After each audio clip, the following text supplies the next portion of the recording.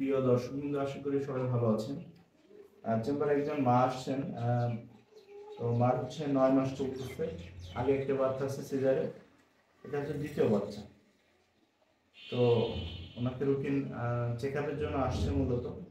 সমস্যা কিন্তু বাচ্চা নড়তেছে না, বাচ্চা নড়তেছে কম, মাজায় জিলিক হচ্ছে। প্রস্রাব কেমন হচ্ছে? প্রস্রাব পায়খানা। তো যাই হোক, ভিডিওটি করতেছি এই উদ্দেশ্যে যে মা এর আগে ডাক্তার দেখিয়েছিলেন, তো তখন মায়ের রক্ত কম ছিল।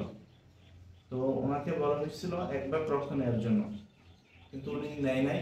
এখন দেখা যাচ্ছে মানে রক্তের পরিমাণ খুবই কম, এবং যে কারণে মায়ের দুর্বলতা লাগতেছে। জিভটা দেখান তো মা।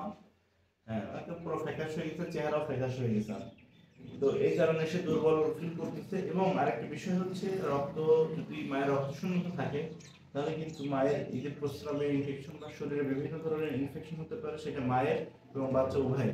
এবং রক্ত শূন্যতা থাকলে কিন্তু অনেক সময় প্রিটার্ম লেবার আর কি, মানে সময়ের আগেই কিন্তু ডেলিভারি পেইন উঠে যায়, বা দেখা যাচ্ছে পানি ভেঙে যেতে পারে, বাচ্চা হয়ে যেতে পারে। সেই বাচ্চাকে কিন্তু পরবর্তীতে নিয়ে যাওয়া অনেক কঠিন, মানে সেটাকে ট্রিটমেন্ট করা অনেক কঠিন হয় বাচ্চা।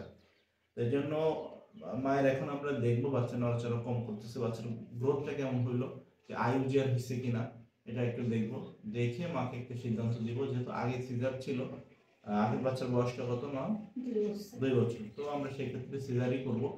তো এখন দেখে পরামর্শ দিব মাকে কি করতে হবে। তো আপনাদের উদ্দেশ্যে ভিডিওটি করতেছি এই জন্য যে যাদের রক্ত শূন্যতা রয়েছে, রক্ত শূন্যতা মূলত 3 রকমের হয়ে থাকে: মাইল্ড, মডারেট, সিভিয়ার। তো মায়ের হয়তো সিভিয়ার ছিল, জন্য রক্ত দিতে বলতে 1.5 মাস আগে, মা দেয় নাই। তাহলে মার কিরকম অবস্থা সেটা তো বোঝাই যাচ্ছে।